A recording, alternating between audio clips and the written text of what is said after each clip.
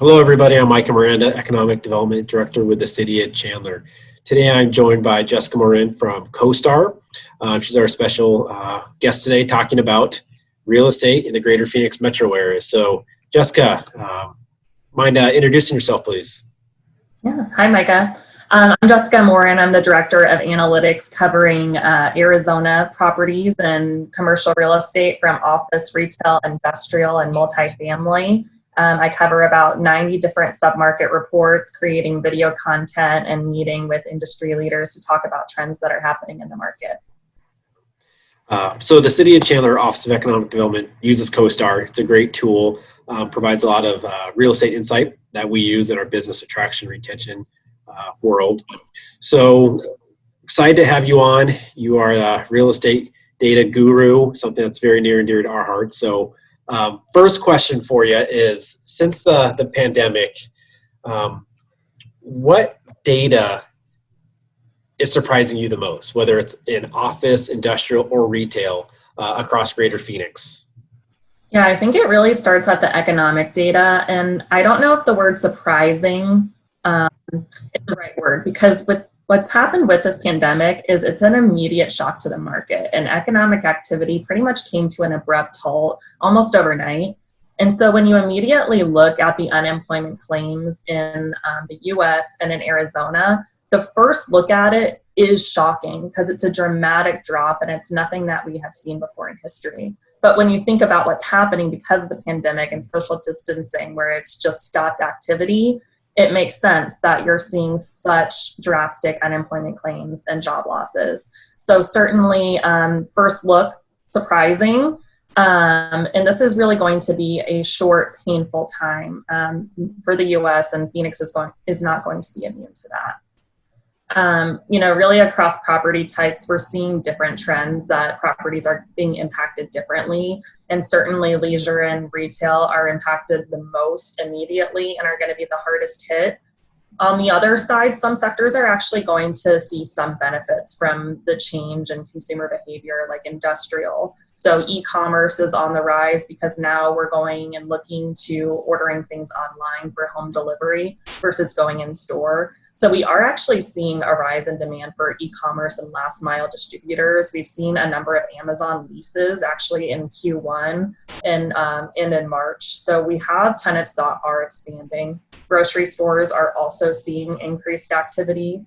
But then alternatively on the retail side, restaurants and retailers are hurting from this as well. So definitely some winners and certainly some losers in this, which is going to be, it's going to be sad to see some of our favorite retailers close. Yeah, it's going to be very sad, to say the least. In the speculative world, Greater Phoenix is very much a speculative market. Chandler understands that. We work really closely with our developers and their capital partners to get projects moving.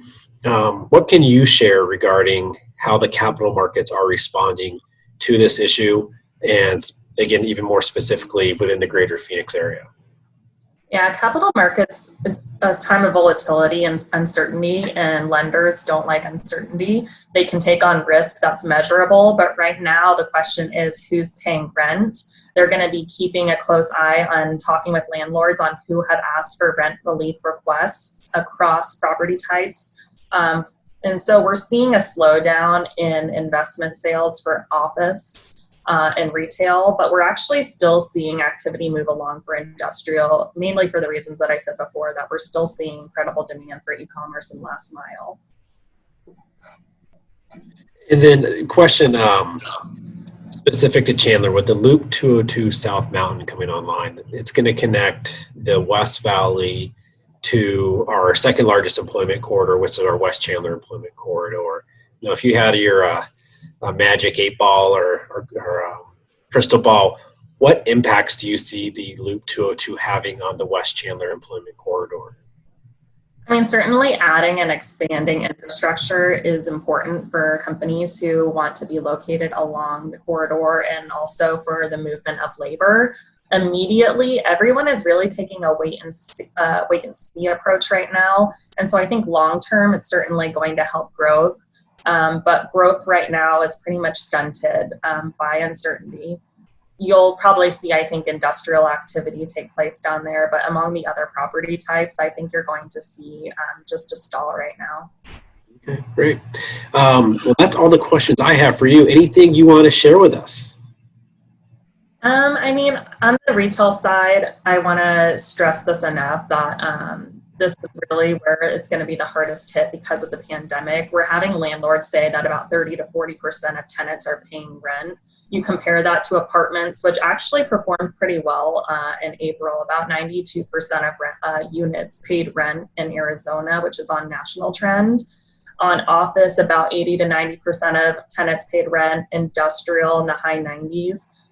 So again, retail is going to be the hardest hit right now. And what's interesting too is that the tenants that were driving and kind of saving activity because of national closures that took place in previous quarters, those were referred to as internet resistant retailers. So those were your movie theaters, family entertainment retailers that were driving demand and also signing new leases in the first quarter of this year. Now the health of those retailers are certainly questionable because of social distancing. Theaters, closed down. They're not seeing any revenue. And I think it's going to take a while until consumers feel confident in going back to those places again. And I know, Micah, you are a local. So what do you do in the summer to keep you and your family entertained? What are the activities you do? Oh man, pool time, movies, staying indoors, keeping cool as much as possible. Right. We're going to the malls. We're going to Crayola Experience in City in the Chandler Mall. We're going to Build-A-Bear. We're going to Bank One Ballpark in the closed stadium. All these things, we're not sure if these are going to be open during the summer when the stay-at-home order is possibly lifted. Everything's uncertain right now. So the lingering effects of, first of all, stay-at-home order and when the new resolutions are lifted, plus our hot summers and that we're usually staying indoors or we're trying to go in these kind of family entertainment. Exactly. It's going to, I think, linger a little bit more in Phoenix and in Chandler, unfortunately, than some of our other big markets.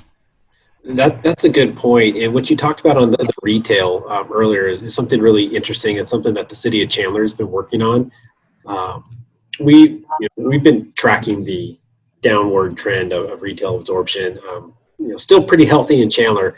But one of the things we're actively looking to do is work with property owners, specifically retail property owners, and think about the next life.